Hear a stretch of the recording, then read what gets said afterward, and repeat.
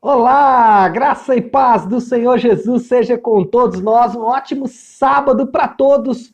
Hoje é dia 12 de junho de 2021. Nesse sábado, dando aí sequência ao nosso devocional a partir do livro de 2 Reis. Hoje nós vamos falar sobre 2 Reis 6 e 7.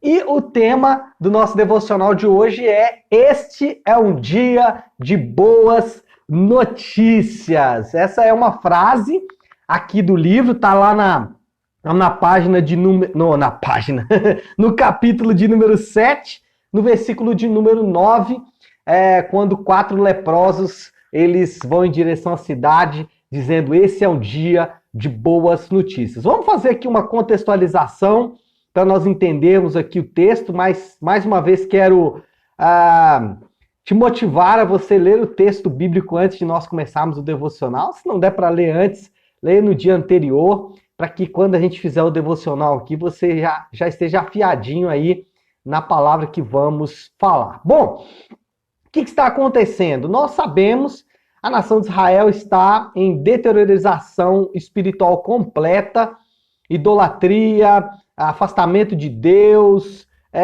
pecados, quebra das leis de Deus, enfim, todo um contexto de afastamento de Deus, literalmente. Esse contexto de afastamento de Deus trouxe juízo sobre a nação, trouxe consequências graves para a nação de Israel. Uma dessas consequências são as derrotas militares. Não é a única consequência, mas as derrotas militares para o povo, que era um povo muito bélico, as derrotas militares significavam muita coisa. Nesse capítulo, nós temos o cerco da capital. A capital está debaixo de sítio, né, cercada. Ninguém podia entrar, ninguém podia sair. O exército de Ben-Hadad, o exército sírio, né, do norte, havia então cerrado as portas da cidade. A cidade está ali vivendo momentos de angústia muito grande, fome, doença e o próprio cativeiro, né, suprimindo a liberdade de ir e vir dos cidadãos. Uma situação assim de fato muito triste.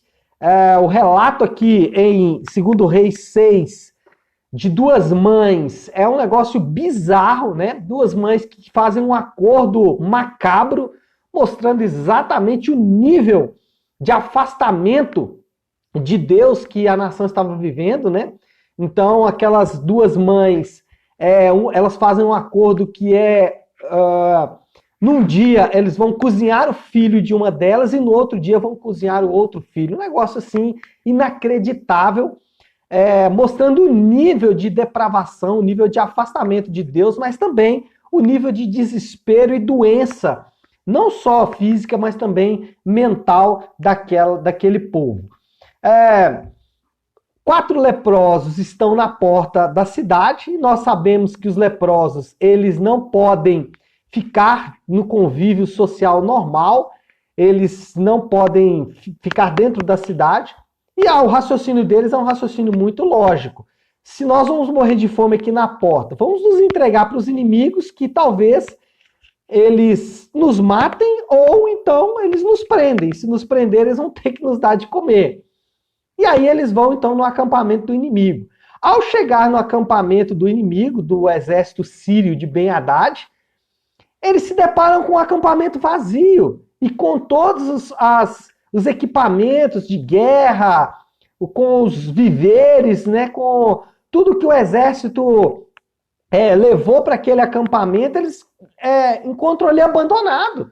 Né? A história narra que à noite houve um surto de Deus, é óbvio, no meio do exército, e aqueles caras entraram em loucura e saíram abandonando tudo para trás, deixando tudo para trás. Aí os leprosos, diante daquele cenário, né, o acampamento vazio, os despojos, os víveres, as armas, todas jogadas lá, eles então vão levar essas boas notícias para a cidade. E aí, essa frase, este é um dia de boas notícias. Por quê? Porque ao chegar na cidade, eles vão dizer, olha, alguém que nós não sabemos lutou a nossa guerra, venceu o nosso maior inimigo, inimigo que nós não poderíamos vencer, e agora nós podemos ir lá e tomar os despojos daquele povo. Bom, desde o Éden, quando Deus vem trazendo as más notícias da maldição que cairia sobre o homem por causa da queda, as maldições que nós sabemos estão contidas lá no capítulo 3, mas atrelada às más notícias, desde o Éden, Deus já traz uma boa notícia. Deus fala com Eva, olha, o seu descendente vai acabar com esta maldição. O evangelho, a palavra evangelho, significa boas notícias.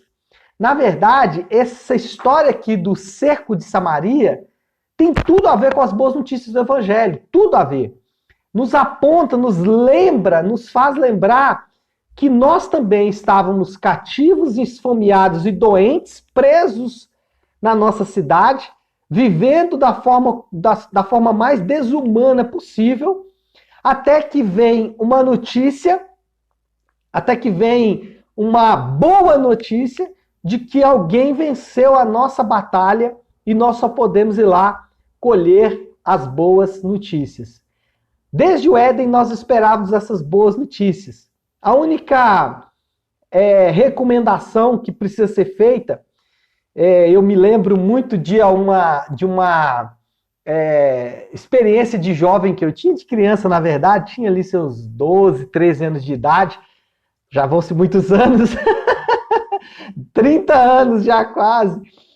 E eu me lembro que a minha avó, minha falecida avó, ela gostava de almoçar, servir almoço para todos aqueles netos, era uma penca de netos. E depois de servir os netos, ela deitava na sua cama e ligava o radinho na Rádio Itatiaia. Na época, era o programa de umas duas, era o Rádio Patrulha, que era com a Glória Lopes. Eu me lembro direitinho como se fosse hoje, assim, alguns sons que não saem da nossa cabeça de fato, né? E ela ficava ali ouvindo as notícias.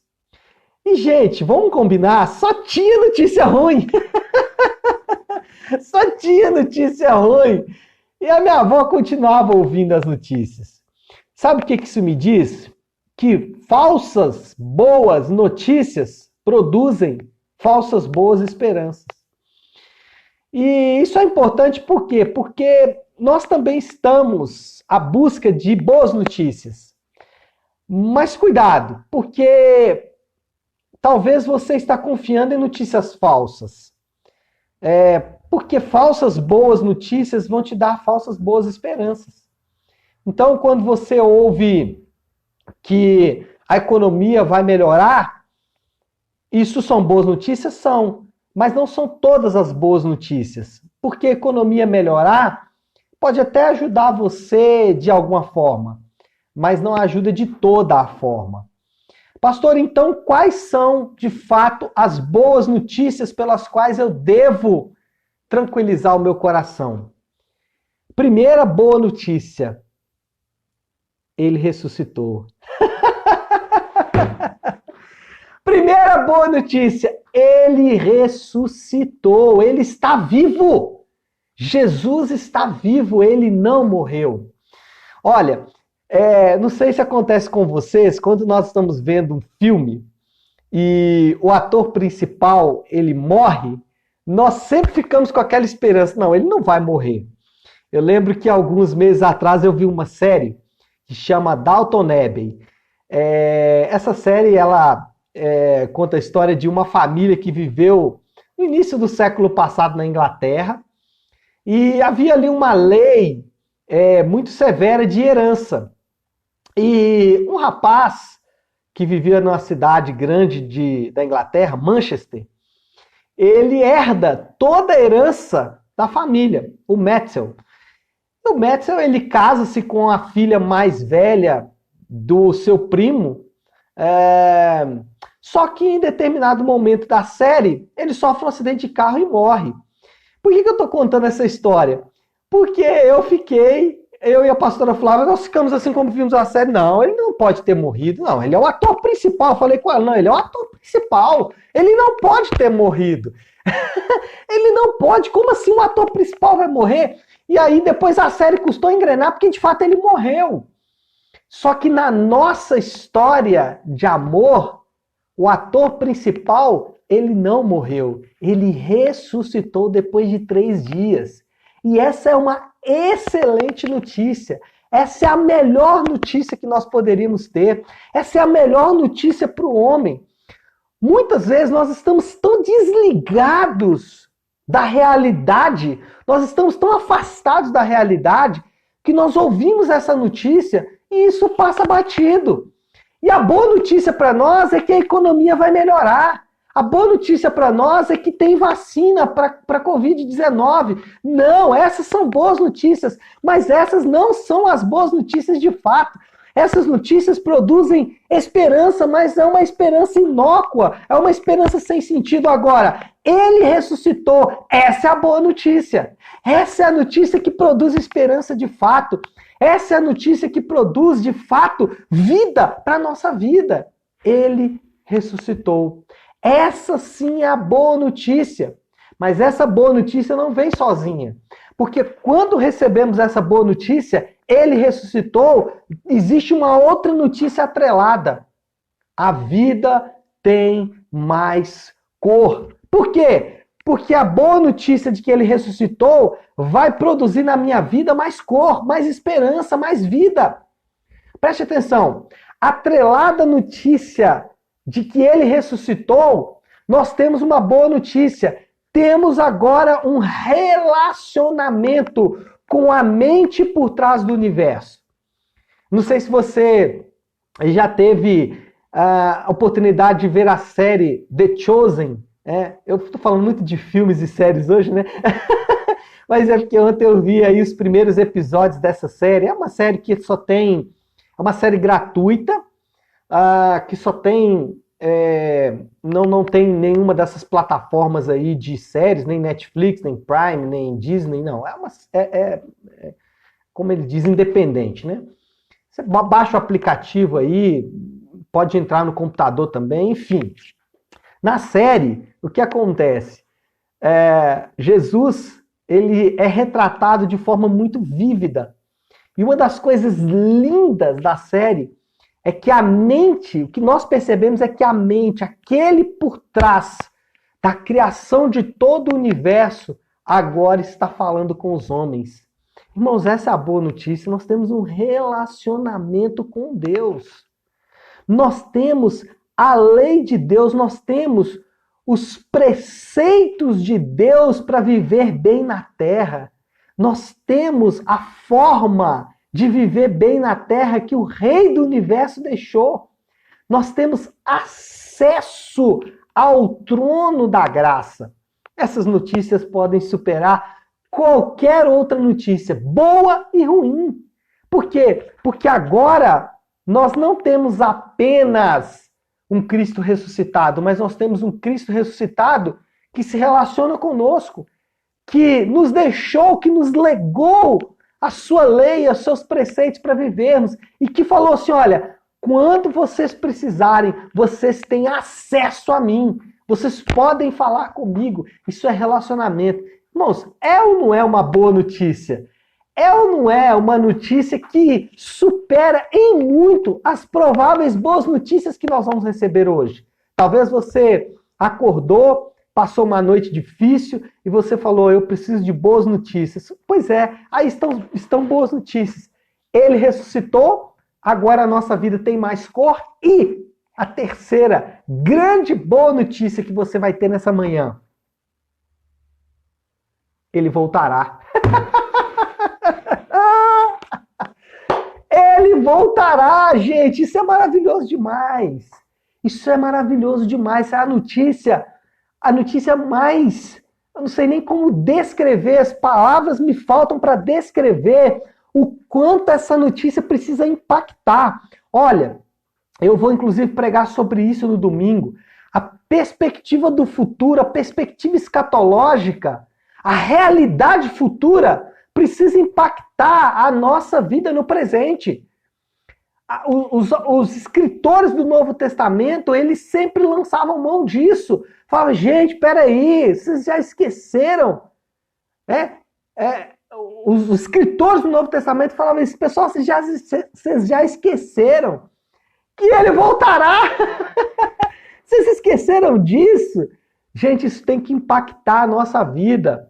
Aí talvez você está perguntando, pastor, você falou aí, ele ressuscitou? Você falou que a vida tem mais cor, porque nós temos relacionamento com ele, nós temos a lei dele, nós temos acesso a ele. Você falou também que ele voltará, mas eu quero uma coisa prática.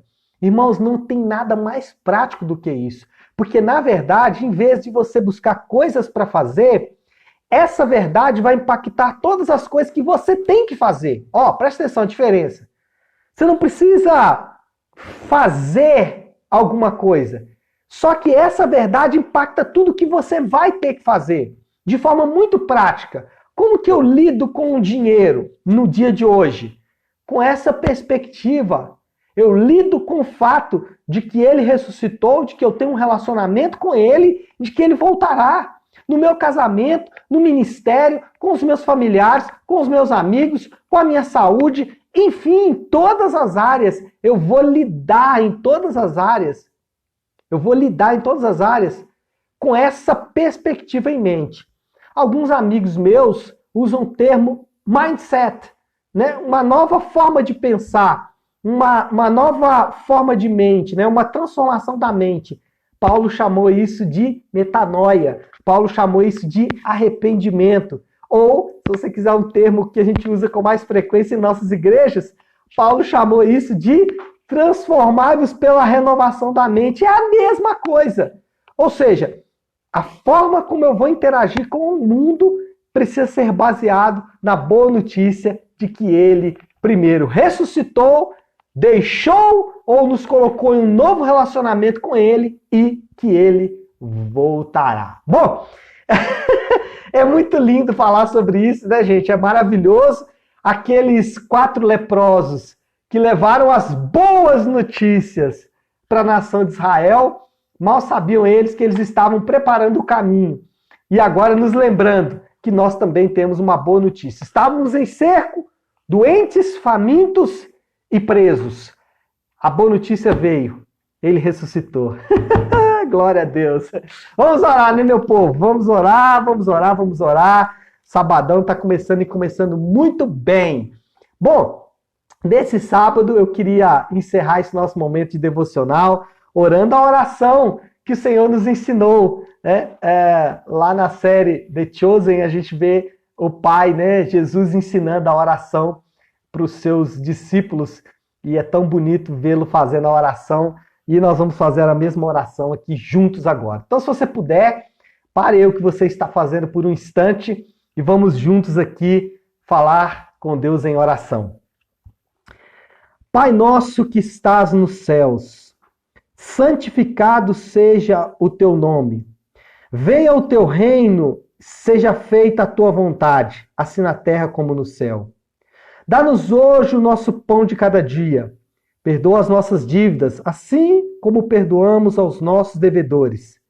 E não nos deixes cair em tentação, mas livra-nos do mal, porque teu é o reino, o poder e a glória para sempre. Amém. Amém, pessoal? Glória a Deus. Então é isso. Que Deus abençoe. Um ótimo sábado e um ótimo final de semana para todos nós. Amanhã nós não temos nosso devocional domingo, mas nós temos a transmissão da palavra que nós pregamos no culto, né? Nós chamamos na Igreja Nave de Nave On. Então você pode acompanhar a partir das 10h30 da manhã no canal da Nave Sua Igreja no YouTube. Nós passamos só por lá por causa de qualidade. Então você pode acessar o nosso canal no YouTube. Inclusive esse devocional vai lá para esse canal também. Se você depois quiser compartilhar com alguém, está lá nesse canal também. Nave Sua Igreja no YouTube. Tá bom, pessoal? É isso. Vamos ficando por aqui. Que Deus abençoe. Fiquem com Deus.